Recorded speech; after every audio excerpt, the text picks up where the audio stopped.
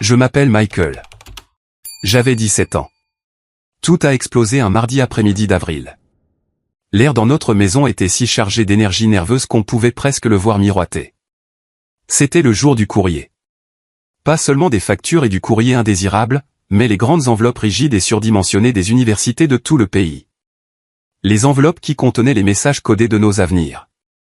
Ma sœur jumelle, Sophia, et moi étions tous les deux en lice pour des places dans des programmes de pré-médecine compétitifs. Le chemin que nos parents avaient tracé pour nous depuis notre naissance. Elle était perchée sur le bord même de notre canapé de salon cher et inconfortable, son genou rebondissant à un rythme frénétique contre le coussin de soie. Ma mère, Eleanor, voltigeait dans la pièce, faisant semblant de redresser des cadres photos déjà parfaits, ses yeux se posant sur Sophia toutes les quelques secondes. Mon père, Richard, était caché derrière le mur de son journal, une forteresse de silence. Mais j'ai remarqué qu'il n'avait pas tourné une seule page en plus de 10 minutes. Toute la maison retenait son souffle lorsque le grondement familier du camion de la poste a résonné dans notre rue de banlieue obsessionnellement entretenue. Sophia s'est levée d'un bond comme si elle avait été électrocutée. Elle est arrivée la première à la boîte aux lettres.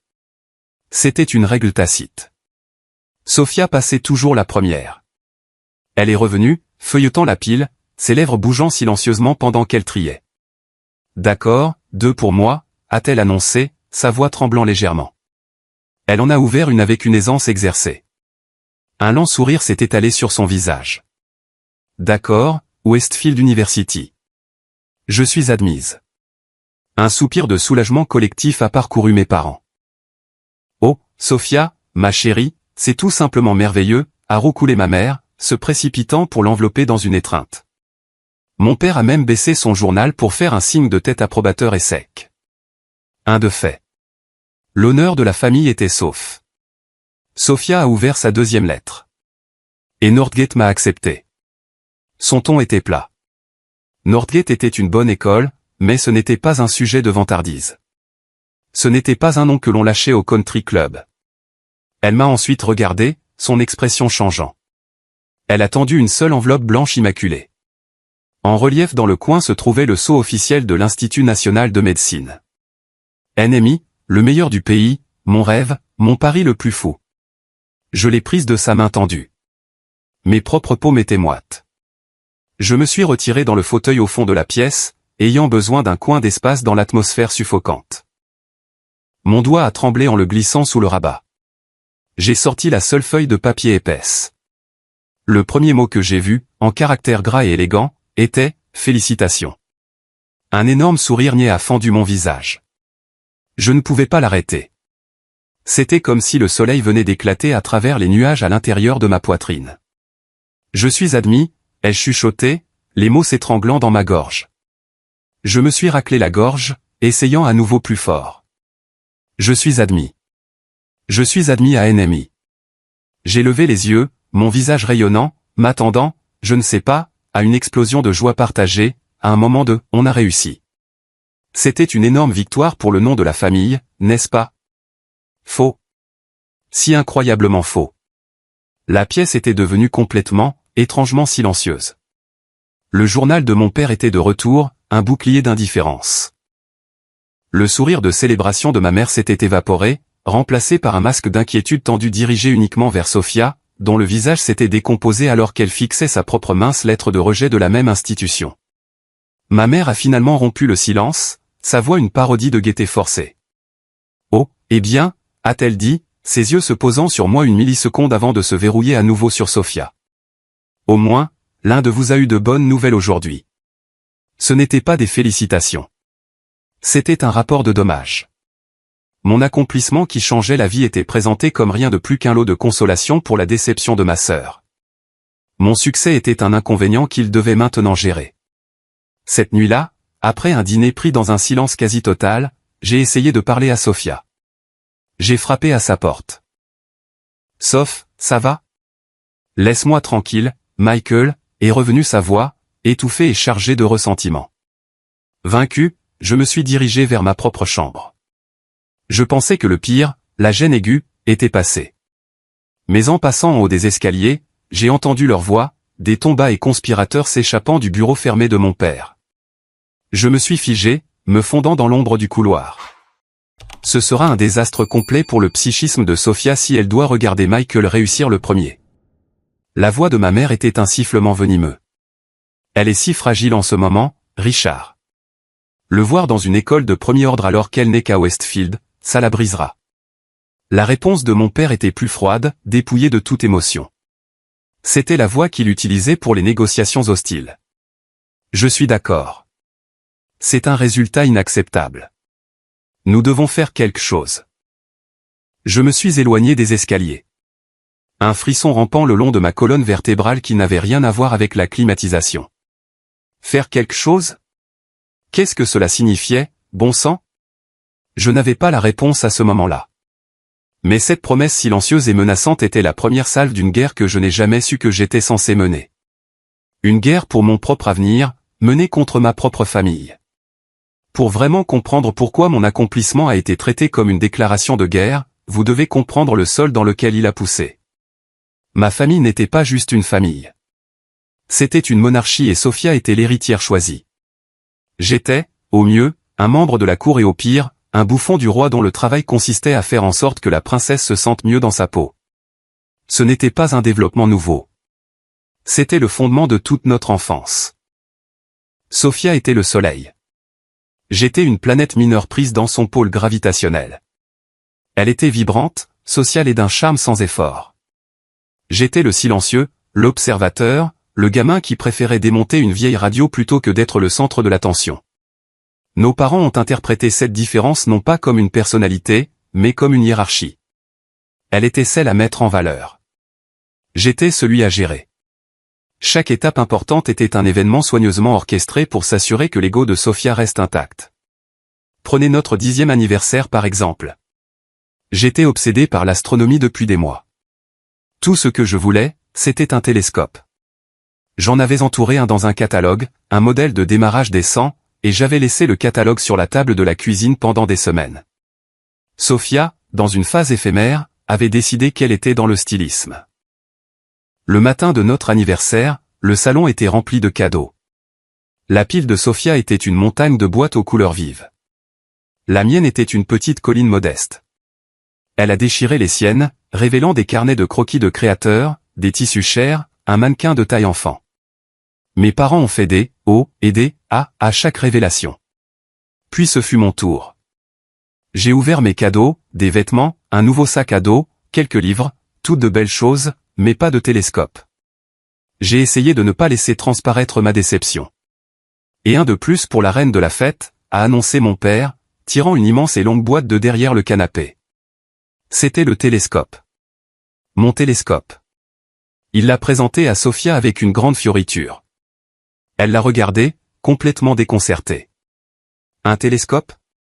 Qu'est-ce que je suis censé faire avec ça? Ma mère s'est agenouillée. Eh bien, ma chérie, nous savons que Michael adore ce genre de choses. Nous avons pensé que ce serait une chose amusante à faire à deux. Le message était clair comme de l'eau de roche. Mes intérêts n'étaient valables que s'ils pouvaient être présentés comme un cadeau pour elle, un outil de rapprochement familial qu'elle contrôlerait. J'ai passé cette nuit-là à apprendre à une Sophia complètement ennuyée comment trouver la lune, mon cœur une boule de plomb dans ma poitrine. Elle a utilisé le télescope 2 fois avant qu'il ne commence à prendre la poussière au fond de son placard. Ce schéma s'est répété sans fin. C'était la foire aux sciences de la 5e année, un événement qui est devenu légendaire dans mon esprit. J'avais passé un mois à construire méticuleusement un modèle fonctionnel de barrage hydroélectrique. Il avait une pompe à eau, une turbine que j'avais fabriquée avec des cuillères en plastique, et une minuscule ampoule LED qui s'allumait réellement. C'était mon chef-d'œuvre. J'ai remporté la première place. Je me souviens du poids de ce grand ruban bleu sur ma poitrine. Un sentiment de fierté pure et non dilué. Sophia avait présenté un modèle de la pyramide alimentaire fait à la hâte. Lorsque son nom n'a pas été appelé pour l'un des premiers prix, les larmes ont commencé. Ce n'étaient pas les sanglots dramatiques d'une vraie blessure, mais les petits sanglots tactiques qu'elle avait perfectionnés. C'était une arme, et ma mère était sa cible principale. Ma mère m'a trouvé près de mon projet, son sourire crispé et tendu. Devant mon professeur, devant mes amis, elle a chuchoté, « Michael, mon chéri, regarde ta sœur. Elle a tellement essayé. Tu sais à quel point elle est sensible. » Ce serait une chose si gentille et généreuse de ta part de la laisser avoir ton ruban. Ce n'est qu'un ruban après tout. Être un bon frère est plus important. La pression était immense. Tous les yeux étaient sur moi. Être un bon frère signifiait effacer mon propre accomplissement. Refuser signifiait être le mauvais fils qui faisait pleurer sa sœur. Les mains tremblantes, j'ai décollé le ruban de mon panneau de projet et je le lui ai tendu. Les larmes ont instantanément disparu. Ma mère a rayonné. C'est mon gentil garçon. Je ne me sentais pas gentil. Je me sentais invisible. Mon seul véritable refuge était le monde de la science. C'était logique. C'était juste. Les lois de la thermodynamique ne se souciaient pas de qui vos parents préféraient. C'est dans mon cours de biologie AP que j'ai trouvé un véritable allié, le docteur Robert Harrison. Le docteur Harrison était une légende, un chirurgien cardiothoracique à la retraite qui enseignait la biologie au lycée parce que, comme il le disait, il voulait former les esprits avant qu'ils ne soient ruinés par l'école de médecine. Il était vif, intimidant, et ne supportait pas les imbéciles. Et pour une raison quelconque, il m'a vu. Il a vu les recherches supplémentaires que je faisais, les questions que je posais qui allaient au-delà du manuel. Il a vu la fin. Un après-midi, il m'a retenu après la classe. La pièce était vide, sentant la poussière de craie et le formaldéhyde. « Michael » a-t-il dit en s'appuyant contre son bureau. « Tu as l'esprit pour ça. » Une véritable compréhension intuitive des systèmes biologiques complexes. Ce n'est pas quelque chose que l'on peut enseigner. On l'a ou on ne l'a pas, il a fait une pause, ses yeux scrutant mon visage. Dis-moi quelque chose. Tes parents? Encouragent-ils cela? J'ai senti une bouffée de chaleur monter à mon cou. Ils veulent que nous soyons médecins, ai-je marmonné, nous, flottant dans l'air. Le docteur Harrison a hoché la tête lentement, une profonde compréhension dans son regard. Je vois, le nous royal. Il a fouillé dans sa mallette en cuir usé et en a sorti un manuel universitaire épais et intimidant. Grey's Anatomy. C'était mon compagnon pendant ma première année de médecine. Il est à toi maintenant. Ne le dis pas à tes parents. Ne le dis à personne. Lis-le. Absorbe-le. Que ce soit notre secret. Ce livre est devenu mon texte sacré. Je passais mes heures de déjeuner et mes périodes libres cachées dans un petit bureau d'études poussiéreux au fond de la bibliothèque de l'école. La bibliothécaire, une femme gentille et silencieuse nommée Mademoiselle Jenkins, est devenue ma co-conspiratrice silencieuse. Elle avait vu les dynamiques de ma famille se dérouler lors d'innombrables réunions parents-professeurs. Ma mère monopolisant les enseignants pour parler du potentiel de Sophia pendant que mon père vérifiait sa montre. Mademoiselle Jenkins ne m'a jamais dit un mot à ce sujet, mais elle a commencé à oublier de verrouiller la salle d'études arrière, et parfois un thermos de café chaud apparaissait mystérieusement sur la table pendant mes sessions de révision tardive avant les examens. Pendant que je m'auto-enseignais à partir d'un livre qui sentait l'histoire et l'ambition, mes parents investissaient une petite fortune dans des tuteurs privés d'élite pour Sophia. Des tuteurs qui arrivaient dans des voitures chères, des tuteurs dont ma mère se vantait auprès de ses amis. Sophia travaille avec le docteur Alistair de l'université, disait-elle. Il pense qu'elle a un potentiel énorme. Je n'étais pas jaloux du tutorat lui-même.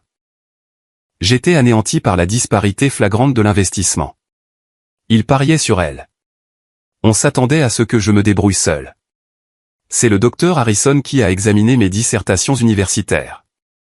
Il a encerclé un paragraphe où je parlais de ma passion pour la médecine. Bien, a-t-il dit. Mais où es-tu là-dedans? Ne leur dis pas ce que tu penses qu'ils veulent entendre. Dis-leur ta vérité. Il m'a poussé à postuler à NMI. J'ai cru que c'était une blague. Ils n'acceptent pas des enfants comme moi, avais-je argumenté. Quoi? Des enfants qui sont brillants mais n'ont pas de section de supporters à la maison, a-t-il répliqué avec un sourire ironique. Parfois, Michael, c'est exactement ce qu'ils recherchent. Un talent comme le tien doit tracer sa propre voie. Ne dépends jamais de la bonne grâce des autres pour valider ta valeur. Ta valeur est inhérente. Souviens-toi de ça. Lors d'une de nos dernières conversations avant la remise des diplômes, il a mentionné qu'il se consacrait enfin sérieusement à un projet dont il rêvait depuis des années. La Fondation Harrison, avait-il dit, les yeux pétillants. Un moyen de trouver et de financer des enfants prometteurs qui sont freinés par leurs circonstances. Un moyen de rendre l'appareil pour les chances que j'ai eues. J'ai pensé que c'était juste une belle idée, un projet de retraite. Je n'avais aucune idée que j'étais exactement le genre d'étudiant dont il parlait ou que son rêve deviendrait un jour ma réalité. Mon autre ancre était mon frère aîné, James. Il avait 4 ans de plus que moi et s'était échappé à l'université de l'autre côté du pays. Il voyait notre famille avec la clarté cristalline de la distance. L'été avant son départ, il m'a fait asseoir. « Mikey », a-t-il dit en utilisant mon surnom d'enfance. « Je vais te donner un conseil, et j'ai besoin que tu écoutes. Maman et papa sont de bonnes personnes, mais ils ont un énorme point aveugle nommé Sophia. Ils géreront toujours les situations pour protéger ses sentiments, même si ce n'est pas juste pour toi. Ce n'est pas juste, mais c'est un fait. Tu dois être intelligent.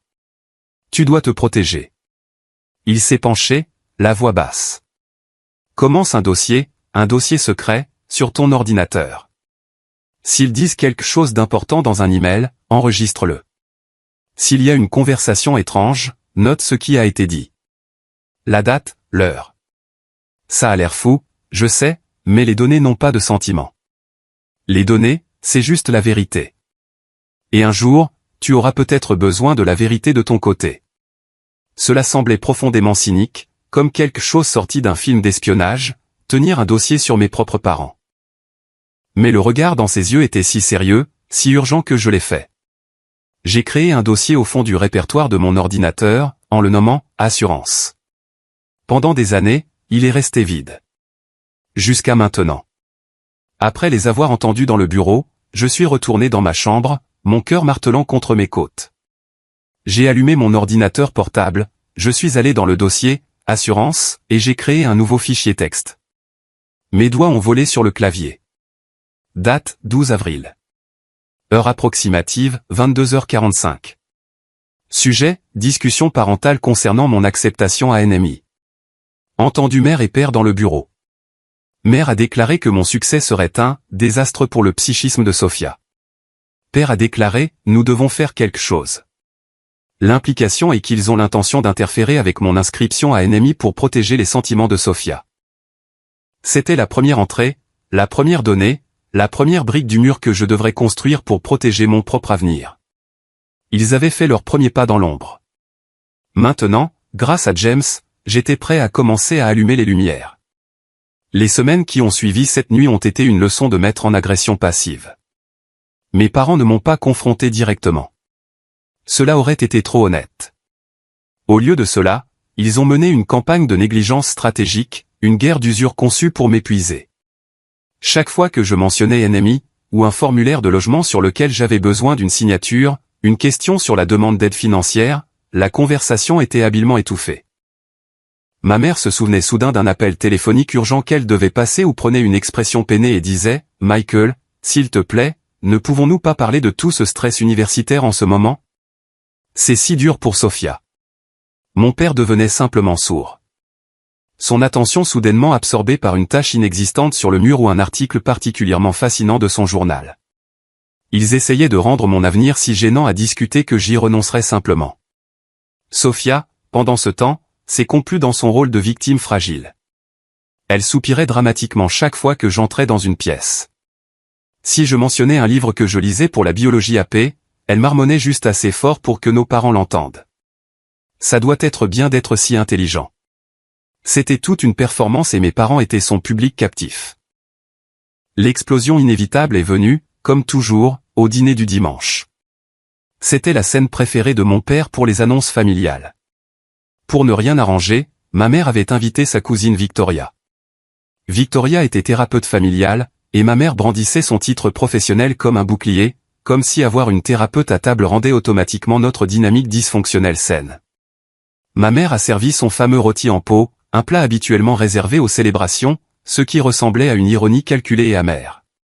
La conversation était insupportable. Finalement, mon père a posé son couteau et sa fourchette sur son assiette avec un cliquetis précis et délibéré qui a fait taire la table. « Michael » a-t-il commencé, sa voix dangereusement calme. « Ta mère et moi avons beaucoup réfléchi, et nous avons décidé. Nous pensons que le meilleur chemin à suivre pour la famille est que tu ailles à l'université de Westfield. » Je l'ai fixé, ma fourchette figée à mi-chemin de ma bouche. « Westfield » Pourquoi irais-je à Westfield? Je suis entré dans le meilleur programme de médecine du pays. Westfield est une excellente école, a interjeté ma mère, son sourire cassant. Et le plus important, c'est que toi et Sophia puissiez être ensemble. Vous pourrez vous soutenir mutuellement. C'est un système de soutien intégré. La soutenir, ai-je pensé. Les mots comme de l'acide dans mon esprit. Ce qu'elle voulait dire, c'est que je serais son tuteur intégré. Son radeau de sauvetage académique. Je n'ai pas besoin d'un système de soutien, ai-je dit, en essayant de garder ma voix égale. Et elle non plus. Elle est entrée à Westfield par elle-même. Mon admission à NMI ne change rien à ça. Ne sois pas délibérément obtus, Michael. La voix de mon père avait une nouvelle dureté. Tu sais que ce n'est pas seulement une question d'études. C'est une question de famille.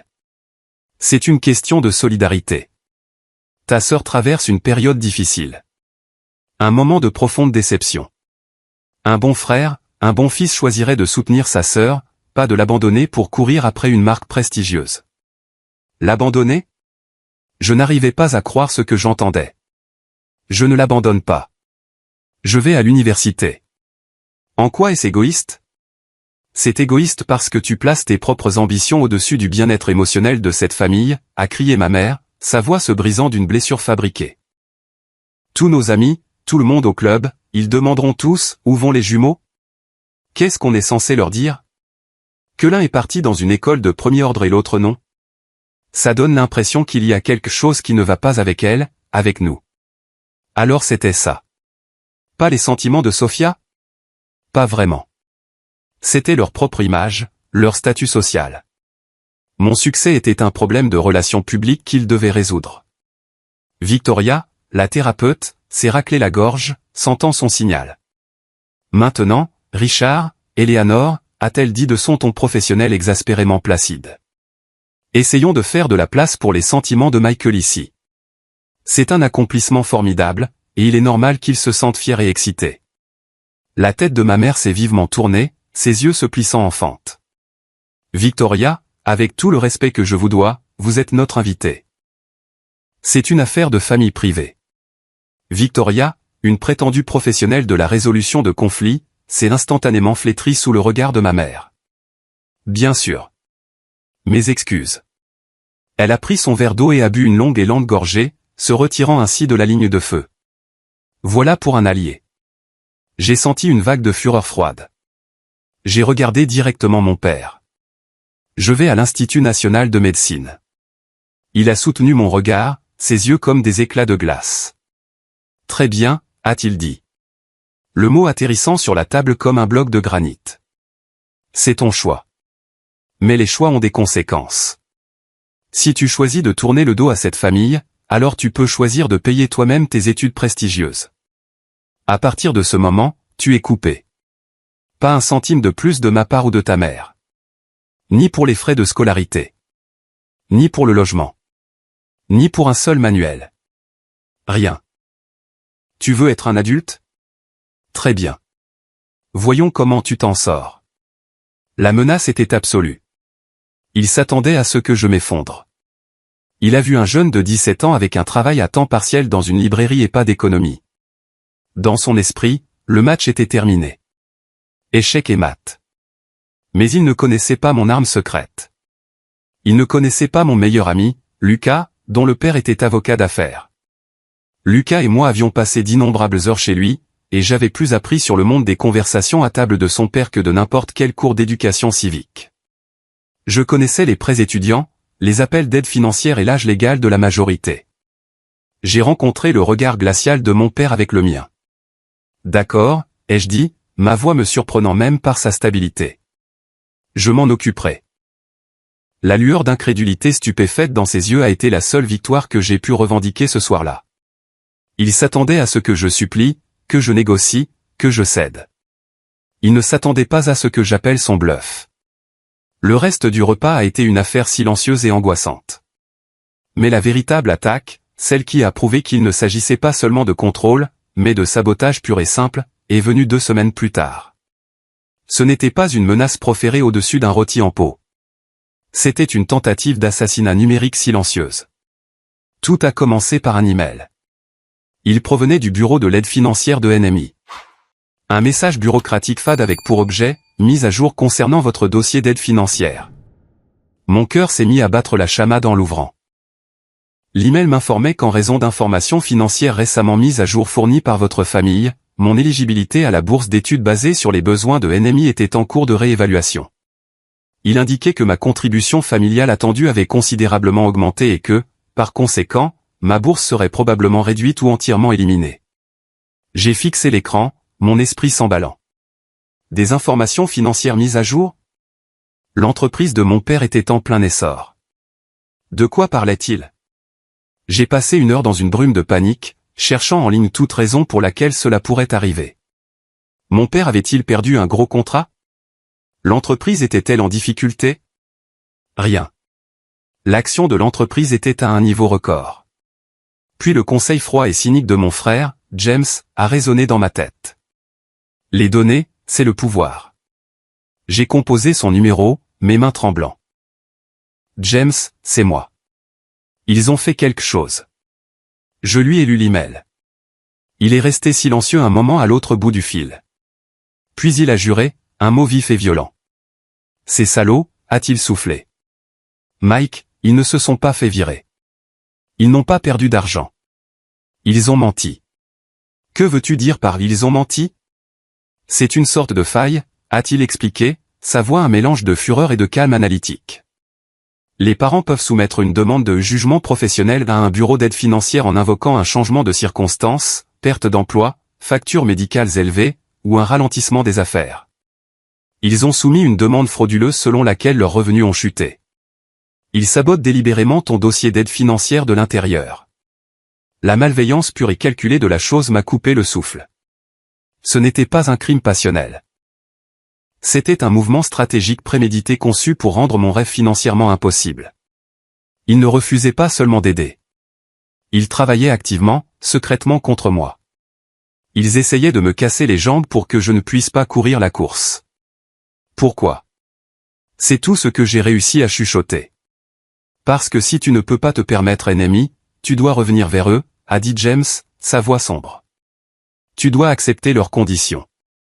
Tu dois aller à Westfield. Ils ne te donnent pas le choix. Ils t'enlèvent tous tes autres choix. Mike, c'est la guerre. J'ai raccroché le téléphone et j'ai ressenti une vague de nausée. J'ai titubé jusqu'à la salle de bain et j'ai vomi dans les toilettes, mon corps convulsé par le choc pur et la trahison de tout cela. C'était une chose d'être traité injustement. C'en était une autre d'être activement chassé par ses propres parents. Après quelques minutes, j'ai éclaboussé de l'eau froide sur mon visage et j'ai regardé mon reflet dans le miroir. Mes yeux étaient rouges, mon visage pâle. Mais derrière la peur, j'ai vu une lueur de quelque chose d'autre. Une colère dure et froide, une colère qui a brûlé les larmes. Je suis retourné dans ma chambre, mais pas ferme. Je me suis assis à mon ordinateur portable et j'ai ouvert le dossier « Assurance ». J'ai sauvegardé un PDF de l'email de NMI. J'ai créé un nouveau document. Date, 2 mai. Sujet, tentative de sabotage financier via le bureau de l'aide financière de l'université. J'ai tout détaillé. L'email, la conversation avec James, la nature frauduleuse de la demande. Je n'étais plus seulement un fils. J'étais un plaignant construisant un dossier contre mon propre sang. Mon père pensait qu'il avait porté le coup de grâce.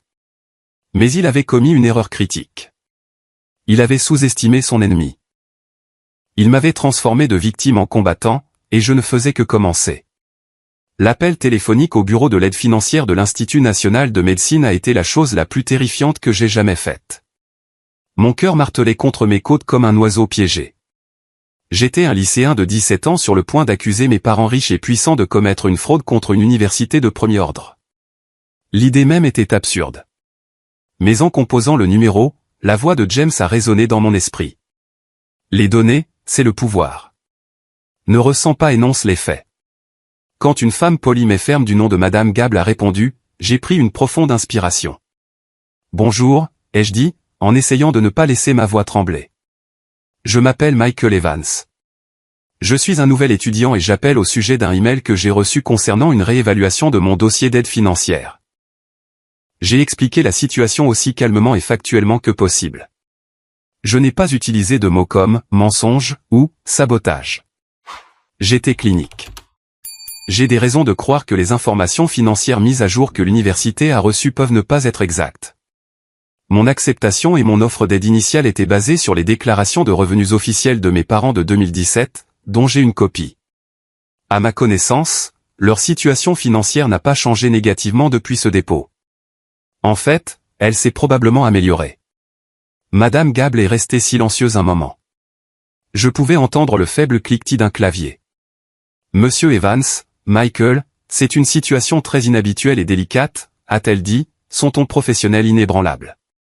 Légalement, comme vous êtes encore mineur, vos parents sont vos tuteurs financiers. Mon cœur s'est serré. C'était ça, le mur légal que je ne pouvais pas escalader. Cependant, a-t-elle poursuivi, notre acceptation vous a été offerte sur la base de votre mérite académique exceptionnel. L'intégrité de notre processus d'admission et d'aide est primordiale. Veuillez patienter un instant. Je dois consulter mon directeur. La musique d'attente était une version minuscule et horrible d'un morceau classique qui me tapait sur les nerfs à vif. Chaque seconde ressemblait à une heure. Je les imaginais se moquer de moi. Le gamin fou qui accuse ses parents. J'étais prêt à ce qu'elle revienne en ligne et me dise poliment qu'il n'y avait rien qu'il puisse faire. Mais la voix qui est revenue n'était pas la sienne. C'était celle d'un homme, profonde et autoritaire. Michael, c'est le docteur David Patel, le directeur des admissions. Madame Gable m'a informé de votre situation. Oui, monsieur, ai-je réussi à dire. J'ai sorti votre dossier, Michael. Je me souviens personnellement de votre candidature. Votre essai sur l'ADN mitochondrial était l'un des plus perspicaces que j'ai jamais lu d'un lycéen. Nous vous voulons à NMI. Sa voix n'était pas seulement rassurante, elle était validante. La situation que vous décrivez est profondément préoccupante. Compte tenu de sa nature inhabituelle et du fait que votre 18e anniversaire n'est que dans 3 mois, je place personnellement un gel temporaire sur toute modification de votre dossier d'aide financière. La bourse qui vous a été offerte est sécurisée pour l'instant. Une fois que vous aurez 18 ans, nous exigerons une déclaration formelle notariée de votre part ainsi que toute documentation à l'appui que vous avez pour résoudre définitivement ce problème. D'ici là, le dossier est scellé. Le soulagement a été si soudain et si écrasant que j'ai dû m'asseoir sur le sol de ma chambre. Merci, monsieur, ai-je soufflé. Merci beaucoup. Nous croyons qu'il faut soutenir nos étudiants, Michael, a simplement dit le docteur Patel. Surtout ceux qui montrent ce genre d'initiative. Bienvenue à NMI. On se voit à l'automne. J'avais remporté une bataille cruciale. J'avais sécurisé la tête de pont. Mais la bourse ne couvrait qu'un tiers du coût. Le reste était un océan vaste et terrifiant de dettes que je n'avais aucun moyen de traverser. La menace de mon père de me couper les vivres était toujours une arme chargée pointée sur ma tête. Je savais ce que je devais faire ensuite. Ce samedi-là, j'ai conduit jusqu'à la maison de mes grands-parents. Elizabeth et Harold Evans étaient d'une autre trempe que mon père. Ils étaient des autodidactes, ayant transformé un petit atelier d'outils et de matrices en un empire manufacturier. Ils étaient pragmatiques, vifs, et valorisaient l'intégrité et le travail acharné au-dessus de la monnaie fragile du statut social. Ils avaient toujours été gentils avec moi d'une manière quelque peu distante. Mais je savais qu'ils voyaient la dynamique toxique dans la maison de mon père. Ils souscrivaient simplement à la philosophie de ne pas se mêler des affaires de leurs enfants. Aujourd'hui, j'allais les forcer à se mêler. Je ne suis pas arrivé en pleurant. Je ne suis pas arrivé en me plaignant. Je suis arrivé avec une mallette que le père de Lucas m'avait laissé emprunter. Je traitais cela comme la réunion la plus importante de ma vie. Je les ai fait asseoir dans leur bureau baigné de soleil, la pièce sentant les vieux livres et le polish au citron. J'ai tout exposé. Je ne suis pas ici pour me plaindre de mon père, ai-je commencé, ma voix claire et stable. Je suis ici pour présenter une proposition commerciale. J'ai ouvert la mallette et j'en ai sorti un dossier soigneusement organisé. Je leur ai expliqué toute la situation, mon acceptation à NMI, la soumission frauduleuse d'aide financière, mon appel avec le docteur Patel. Je leur ai montré les emails. Je leur ai montré le WE2 de mon père de l'année précédente, une copie que j'avais discrètement faite du dossier fiscal de son bureau. Je leur ai montré le dossier, assurance. Puis je leur ai présenté un tableur détaillé. J'avais tout calculé jusqu'au dernier dollar. les frais de scolarité, les frais universitaires, le coût d'une chambre en dortoir double, le forfait repas illimité, un budget pour les manuels de la librairie universitaire, même une ligne pour la lessive et le transport local. Le chiffre final en bas était énorme et terrifiant, mais il était réel. Je ne demande pas de cadeau, ai-je dit, regardant chacun d'eux droit dans les yeux. Je demande un prêt. J'ai rédigé un contrat ici. J'ai poussé un deuxième document sur la table en acajou poli. Il décrit le montant total demandé pour les 4 années. Il propose un taux d'intérêt de 5%, ce qui est compétitif avec le taux de prêt étudiant fédéral actuel, et il stipule un plan de remboursement qui commencera 6 mois après l'obtention de mon diplôme de médecine. Je vous demande d'être mes investisseurs providentiels. Mon grand-père, Harold, un homme qui avait négocié des accords valant des centaines de millions, a pris mon tableur. Il l'a étudié sans un mot, son visage un masque sévère et indéchiffrable. Ma grand-mère, Elisabeth, une femme qui avait géré les livres de l'entreprise pendant 40 ans, a lu mon contrat de prêt fait maison, ses lèvres pincées en une ligne fine. Le silence était assourdissant. C'était ça. S'il disait non, mon rêve était mort. Finalement, mon grand-père a posé le tableur. Il a regardé ma grand-mère et ils ont échangé un long regard silencieux qui était une conversation en soi. Puis il a tourné ses yeux bleus perçants vers moi. Ton père, a-t-il dit, sa voix un grondement bas, a toujours eu une colonne vertébrale faible. Il se souciait plus du brillant de ses chaussures que de la saleté sur ses mains. Il a oublié que la valeur d'un homme est ce qu'il construit, pas ce qu'il hérite. Ma grand-mère a plié le contrat et l'a posé précisément sur la table. Nous ne serons pas vos investisseurs, Michael, a-t-elle dit, et mon estomac est tombé au sol. Parce qu'un investissement implique un risque, a-t-elle poursuivi. Un petit sourire vif a touché le coin de ses lèvres. Et vous, mon cher garçon, n'êtes pas un risque. Vous êtes le pari le plus sûr de cette pièce. Nous ne vous donnerons pas de prêt. Elle a fait une pause, me laissant me tortiller dans le vent pendant une seconde. Nous allons, cependant, a-t-elle dit, sa voix pleine d'acier, créer le Michael Evans Educational Trust. Il sera financé pour couvrir la totalité de vos frais d'éducation et de subsistance pendant la durée de votre formation médicale. Les fonds vous seront versés directement sous votre seul contrôle juridique le jour de votre 18e anniversaire. Considérez cela comme une avance sur votre héritage. Un investissement dans un héritage de compétences, pas l'héritage d'apparence dont votre père est si préoccupé. J'étais stupéfait, complètement sans voix. Je les ai juste regardés, la bouche bée. Mon grand-père s'est levé, s'est dirigé vers le téléphone antique sur son bureau et a composé un numéro de mémoire. Robert, Harold ici. Écoutez, je vous ordonne de liquider ma position dans le projet de développement Whitman Richard. Oui. La totalité. Je veux que ce soit fait à la clôture du marché lundi matin. Non, les fondamentaux sont bons. Mes priorités personnelles ont changé. C'est tout ce que vous devez savoir. Il a raccroché. Il n'avait pas crié. Il n'avait pas menacé. En un seul appel téléphonique calme de 60 secondes, il avait retiré un tapis de plusieurs millions de dollars dessous le projet le plus prestigieux de mon père. C'était une déclaration de guerre, menée non pas avec des mots de colère, mais avec le langage froid et brutal du capital, un message que mon père comprendrait parfaitement. Cet été-là a été un tourbillon. J'ai travaillé 40 heures par semaine à la librairie, mes mains sentant le papier et l'encre. Mais chaque nuit, j'étais à la bibliothèque, non seulement pour étudier le manuel du Dr Harrison, mais aussi pour postuler méticuleusement à toutes les bourses privées que je pouvais trouver.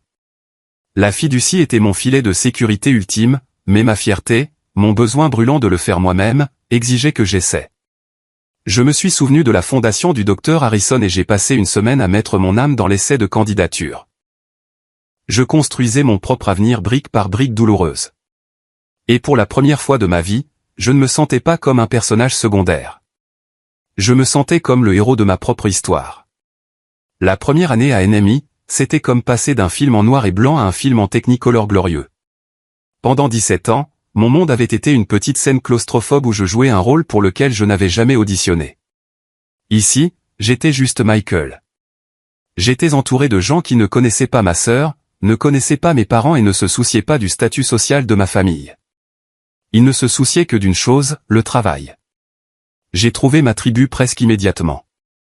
Zoé, une fille vive d'une petite ville de l'Oregon, et Amir, un gars hilarant et cynique de Chicago.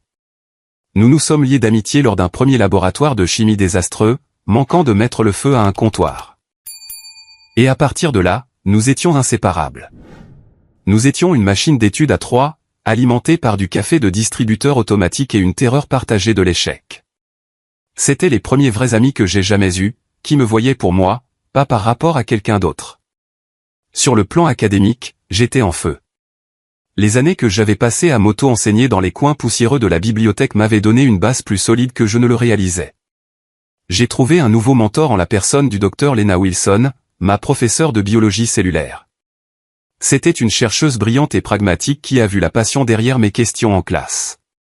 Après avoir obtenu la meilleure note à son examen de mi-session, elle m'a offert une place convoitée d'assistant de recherche dans son laboratoire, étudiant les marqueurs génétiques des troubles neurologiques rares.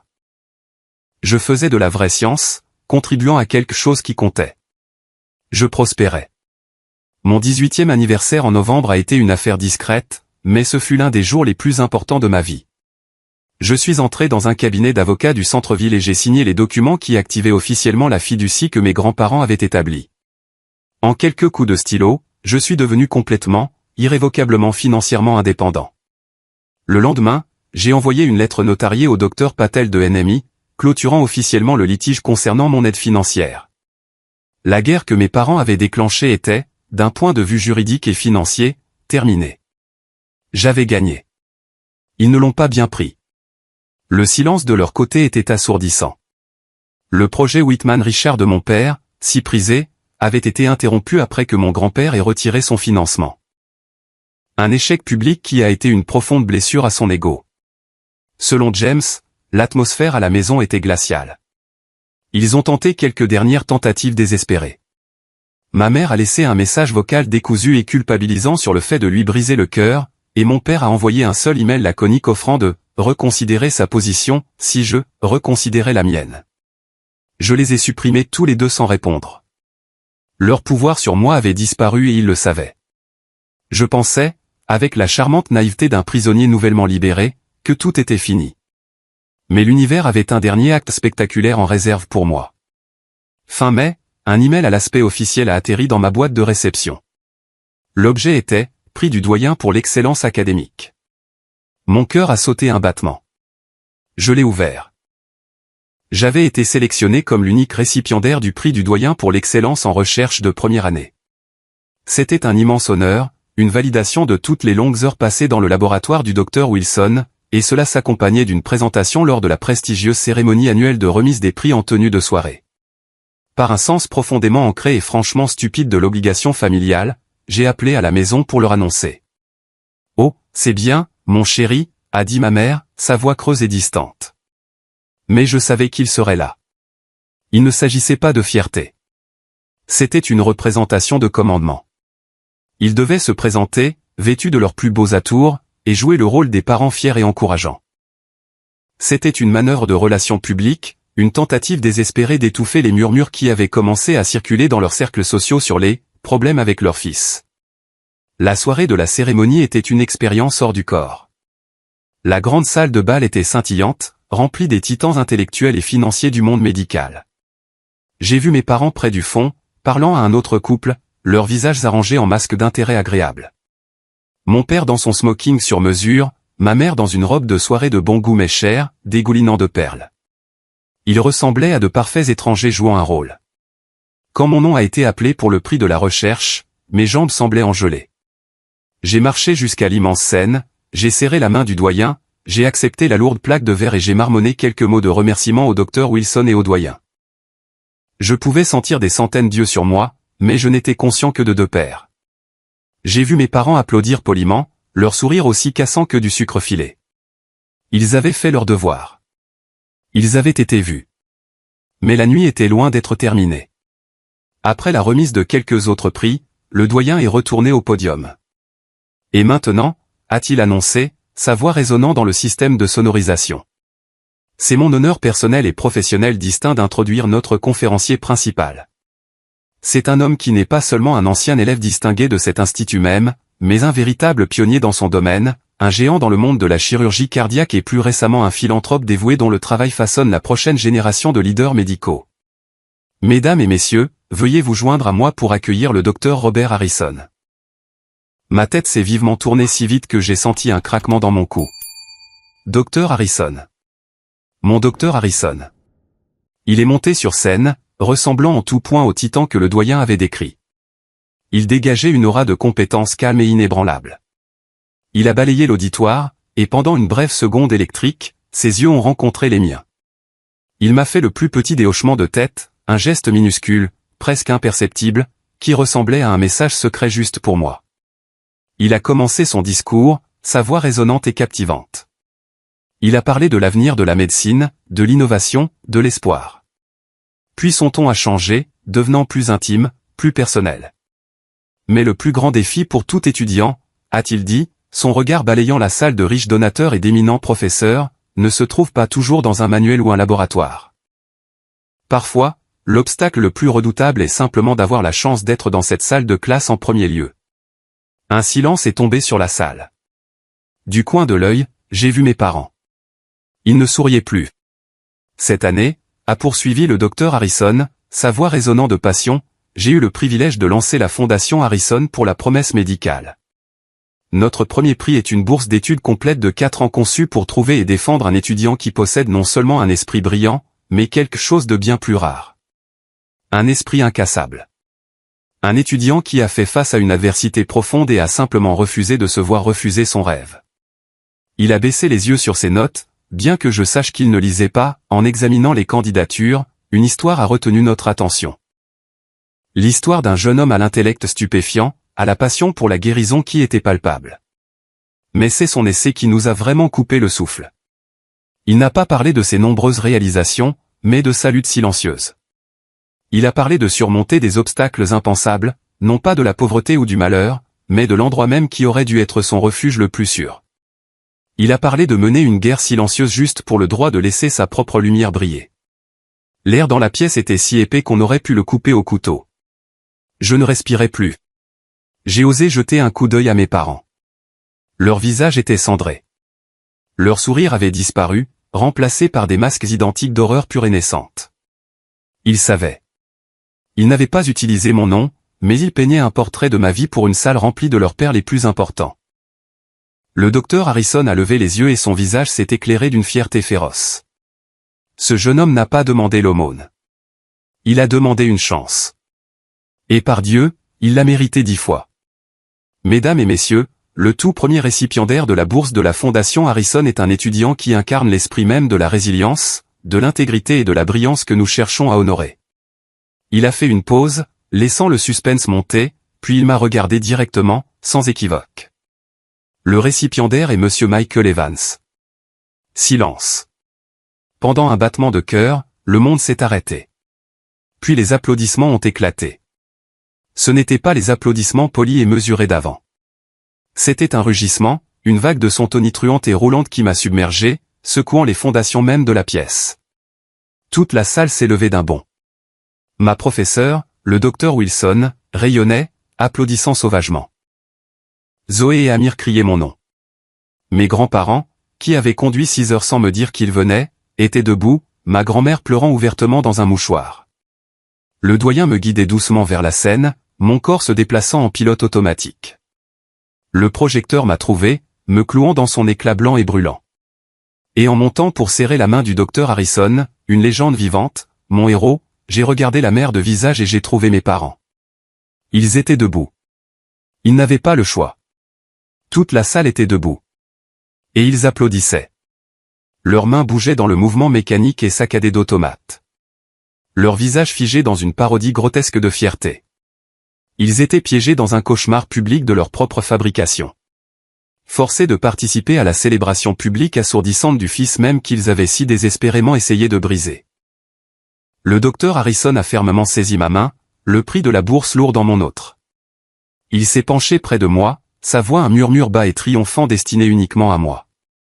Tu as tracé ton propre chemin, mon fils. Maintenant, va montrer au monde entier à quel point tu peux briller. C'était ça. C'était ma victoire. Elle n'était pas silencieuse. Elle n'était pas privée. C'était une symphonie. C'était public, indéniable et absolu. C'était la liberté. Le reste de la soirée ressemblait à un rêve. J'étais entouré, enveloppé d'une chaleur et d'une fierté sincère qui m'étaient totalement étrangères.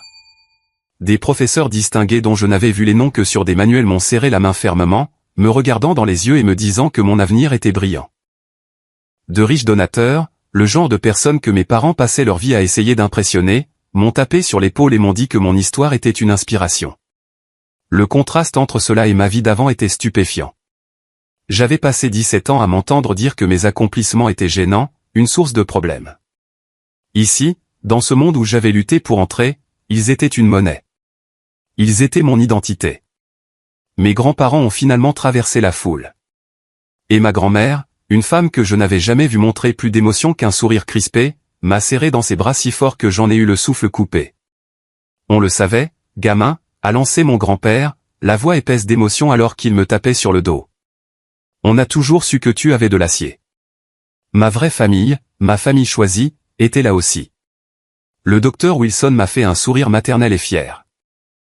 J'attends encore de plus grandes choses de toi dans mon laboratoire maintenant, Evans, a-t-elle dit avec un clin d'œil. Zoé et Amir m'ont juste plaqué dans une étreinte de groupe. Mec, a dit Amir, les yeux écarquillés d'incrédulité.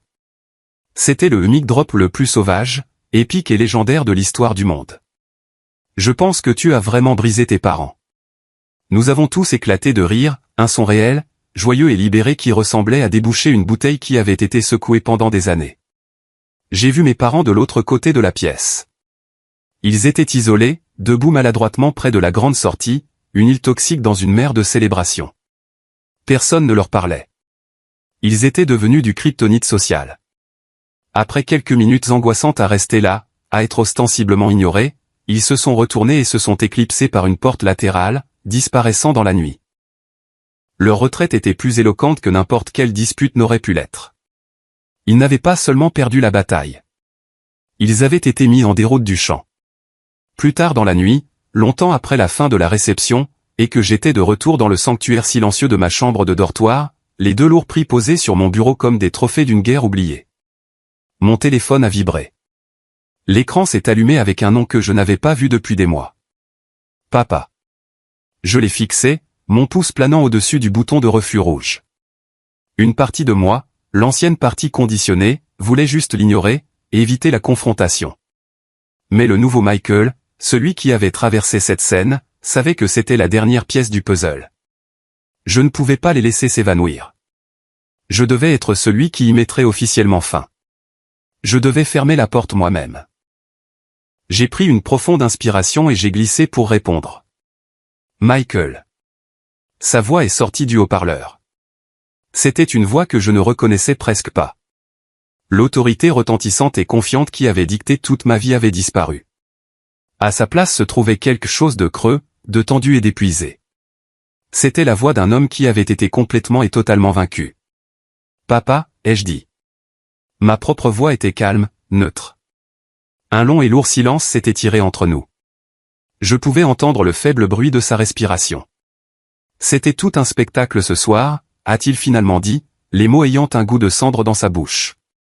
C'était une cérémonie de remise de prix, ai-je simplement répondu, refusant de mordre à l'hameçon. Ta mère est très contrariée, a-t-il essayé, se rabattant sur son arme la plus ancienne et la plus fiable, l'état émotionnel de ma mère. Mes larmes étaient rouillées et cassées. Elle n'avait plus de pouvoir sur moi. Je suis désolé d'entendre ça, ai-je dit. Et le plus étrange, c'est que c'était presque vrai. Je n'étais pas désolé de ce qui s'était passé, mais j'étais désolé que leur propre choix, leur propre amertume les ait conduits à cette humiliation publique. J'étais désolé qu'ils soient si brisés qu'ils aient dû essayer de me briser aussi. Qu'est-ce que cet homme? Qu'est-ce qu'Harrison a dit là-haut? Sa voix s'est éteinte, s'étouffant sur le nom. C'était complètement inapproprié. C'était non professionnel. Il nous a fait paraître. Il vous a fait paraître exactement comme vous êtes, ai-je terminé pour lui. Ma voix toujours calme, toujours égale. Il a dit la vérité. Il l'a juste fait dans une salle de bal au lieu d'une salle d'audience. Un autre silence suffocant. Je pouvais le sentir à l'autre bout, attendant, espérant probablement que j'explose. Il voulait que je crie, que je rage, que je déchaîne enfin 17 ans de ressentiment accumulé. Cela lui aurait donné une ouverture. Il aurait pu se battre, me traiter d'ingrat, d'hystérique, d'irrespectueux. Il aurait pu le tordre pour faire de moi le méchant. Mais je lui ai refusé la bataille. La colère brûlante que j'avais portée si longtemps avait été lancée sur cette scène, s'écoulant et laissant derrière elle une étrange clarté calme. « Que veux-tu, papa ?» ai-je demandé, la question simple, coupant court à ses tâtonnements. La question l'a clairement pris au dépourvu. « Ce que je veux ?» a-t-il répété, l'air sincèrement confus. Je veux que ma famille revienne. Je veux que les choses redeviennent comme avant. Ça n'arrivera jamais, ai-je dit. Et la finalité dans ma propre voix était absolue. Je serai toujours ton fils. James et Thomas seront toujours tes fils. Sophia sera toujours ta fille. La famille n'a pas disparu. Mais la dynamique, si.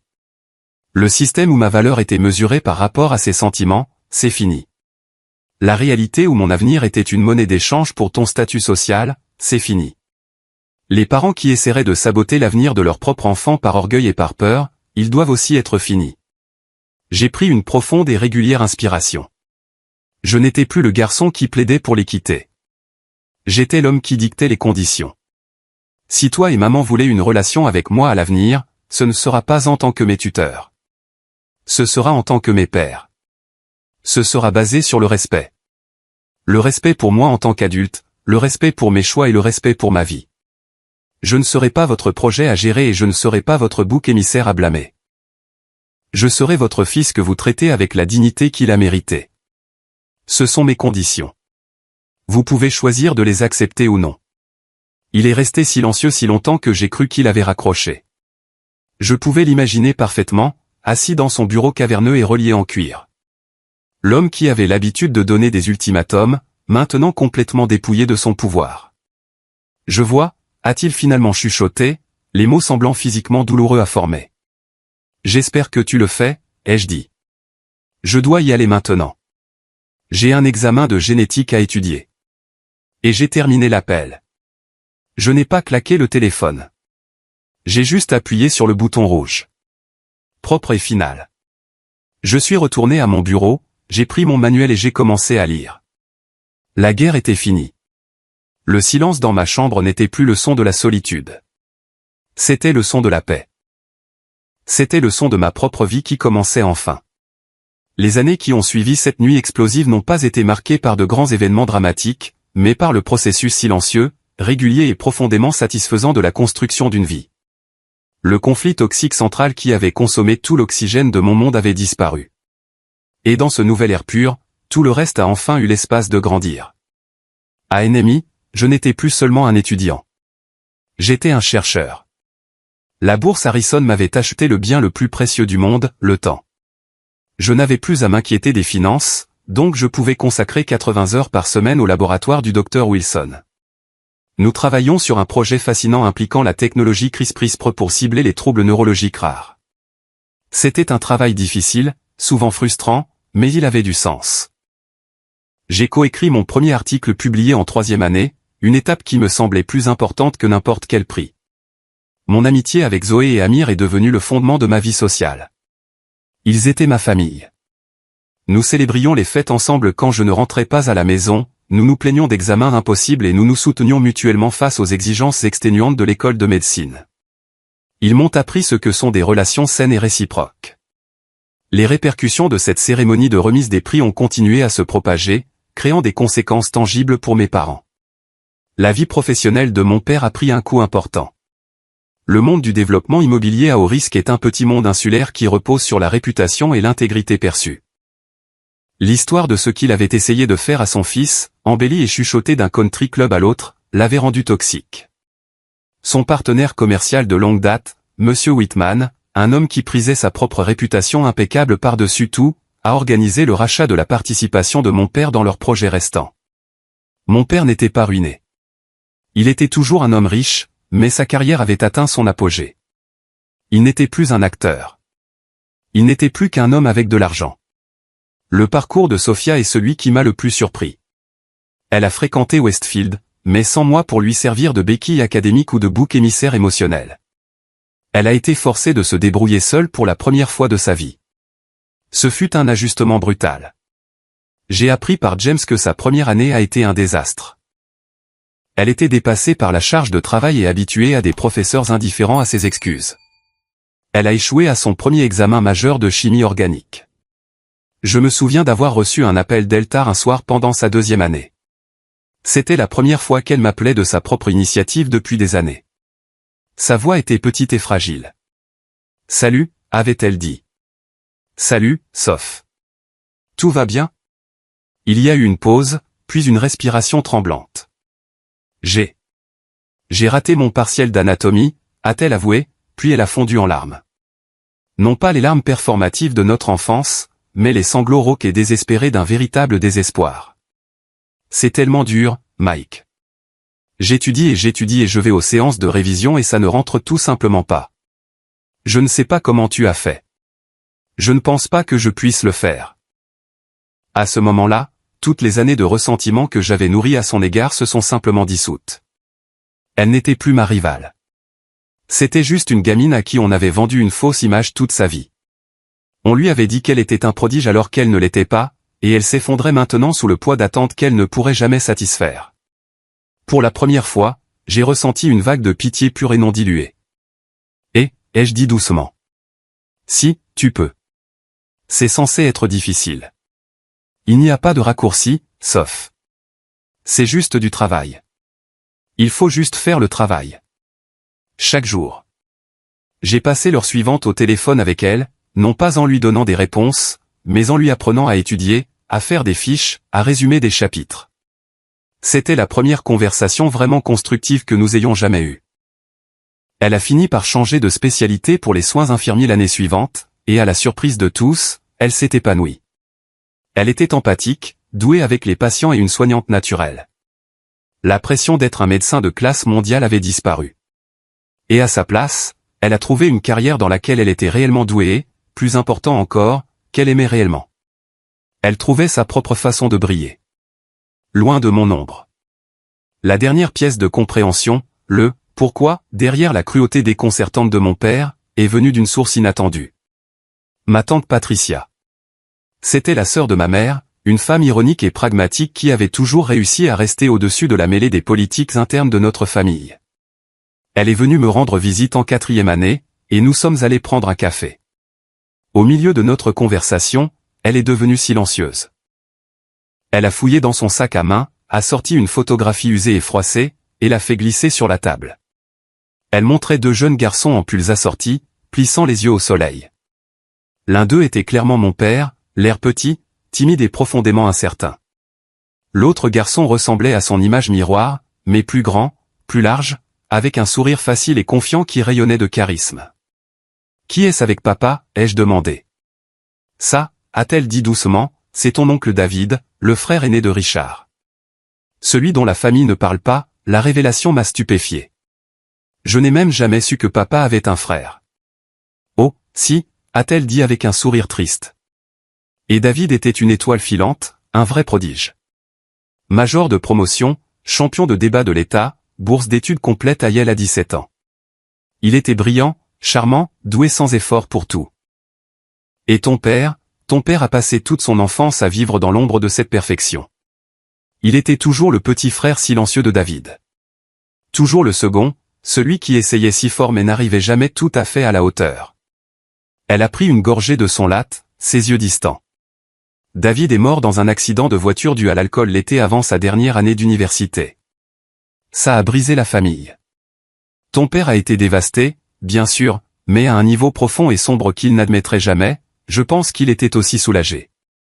La course était enfin terminée. L'ombre avait disparu. Elle m'a regardé et ses yeux étaient pleins d'une compréhension profonde et tragique.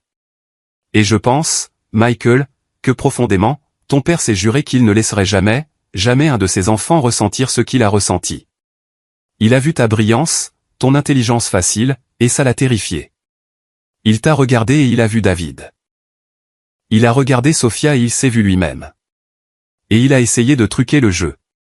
Il est devenu si obsédé par la protection de Sophia de la douleur de son propre passé qu'il est devenu la chose même qu'il avait toujours détestée. Il est devenu le parent qui a choisi un favori, celui qui a dû éteindre la lumière d'un enfant pour que l'autre se sente au chaud. Elle a tendu la main sur la table et a posé sa main sur la mienne. Ça n'excuse rien de ce qu'il t'a fait, Michael. C'était monstrueux. Mais c'est la raison. Il ne s'agissait jamais vraiment de toi et de Sophia. Il s'agissait toujours de lui et de David. J'ai fixé la photographie du petit garçon incertain qui allait devenir mon père. Un homme si hanté par les fantômes de sa propre enfance qu'il a fini par en créer de nouveaux pour la sienne. La colère que j'avais pour lui n'a pas disparu, mais elle s'est transformée. Ce n'était plus un feu brûlant et rageur. Elle s'est refroidie en autre chose. Une pitié profonde, lasse et profondément triste. Les années après l'obtention du diplôme se sont déroulées au rythme implacable de la formation médicale. J'ai été accepté dans un programme de résidence en chirurgie très compétitif dans un grand hôpital. La vie est devenue un tourbillon de garde de 24 heures, de tournées sans fin, et du travail viscéral, terrifiant et profondément gratifiant d'apprendre à sauver des vies. C'était épuisant, accaparant, et je n'avais jamais été aussi heureux. Ma vie avait trouvé son propre rythme, complètement séparé de celui dans lequel j'ai grandi. Mes parents et moi avons maintenu une distance polie et soigneusement construite. Nous nous parlions lors des grandes fêtes et de leurs anniversaires. Les conversations étaient brèves, se cantonnant à des sujets comme la météo et mon emploi du temps. Les anciennes dynamiques de contrôle et de culpabilité avaient disparu, remplacées par une sorte de trêve formelle et respectueuse. Nous avions trouvé un moyen de coexister, ce qui était plus que ce que j'avais jamais espéré. Ma relation avec James est restée mon ancre et ma connexion avec Sophia a continué son évolution lente et prudente. Nous reconstruisions à partir de zéro, apprenant à nous connaître, non pas comme l'enfant en or et le bouc émissaire, mais comme deux adultes sur leur propre chemin. C'était une infirmière phénoménale, aimée de ses patients et respectée de ses collègues. Elle avait trouvé sa propre lumière, et elle était belle. Un soir, après une garde particulièrement brutale de 36 heures, je suis rentré dans mon petit appartement, le corps endolori et l'esprit engourdi.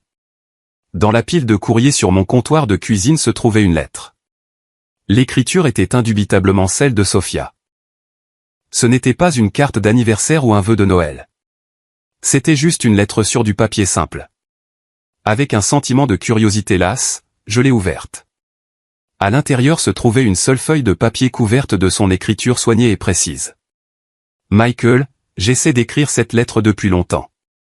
Il y a tellement de choses que je veux dire et je ne sais pas si je trouverai les bons mots, mais je dois essayer. Je suis désolé. Je sais que ce ne sont que 2 petits mots et qu'ils ne peuvent pas effacer des années de ce qui s'est passé, mais je dois les dire. Je suis désolé. Quand nous étions enfants, j'aimais l'attention. J'aimais être la préférée. J'étais égoïste et peu sûr de moi et j'ai laissé maman et papa utiliser mes sentiments comme excuse pour te freiner. Je voyais que c'était injuste, mais je m'en fichais parce que ça me profitait. C'est une chose difficile à admettre sur soi-même, mais c'est la vérité. Pendant des années, j'ai été tellement en colère contre toi pour ce qui s'est passé à cette cérémonie de remise des prix. Je pensais que tu avais délibérément essayé de nous humilier, mais j'avais tort. Je regardais un vieux film de famille l'autre jour, de notre 10e anniversaire. Je t'ai vu recevoir ce ruban à la foire aux sciences. J'ai vu l'expression sur ton visage et puis je me suis vu commencer à pleurer et j'ai vu maman te faire me le donner et j'ai enfin compris. Tu n'essayais pas de nous humilier. Tu refusais juste, pour la première fois, de renoncer à ton ruban. Je n'écris pas ça pour te demander de me pardonner. Je ne sais pas si je l'ai mérité. Je l'écris parce que je veux que tu saches que je le vois enfin. Tout. Et je suis tellement fier de l'homme que tu es devenu. Je suis fier de ta force et de ton intégrité. Je suis fier d'être ta sœur. Avec amour, Sophia. J'ai lu la lettre une fois, puis 2 fois. Une profonde et frémissante inspiration s'est échappée de mes poumons. Une inspiration que je ne savais même pas que je retenais depuis 20 ans. Il ne s'agissait pas de pardon. Il s'agissait de reconnaissance. Il s'agissait d'être vu, enfin, par l'une des personnes dont la cécité avait fait le plus mal. C'était le dernier fantôme mis au repos. Je me suis dirigé vers la grande fenêtre de mon appartement. La ville s'étendait en dessous de moi. Une galaxie scintillante d'1 million d'autres vies. 1 million d'autres histoires. J'ai pensé à ce petit garçon avec son barrage hydroélectrique. L'adolescent solitaire se cachant dans la bibliothèque. Le jeune homme terrifié au téléphone avec le directeur des admissions. Il s'était senti si impuissant pendant si longtemps. Mais il ne l'était pas. Le pouvoir, ai-je réalisé, n'était pas quelque chose que les autres pouvaient vous donner ou vous enlever. Il ne s'agissait pas d'argent ou de statut.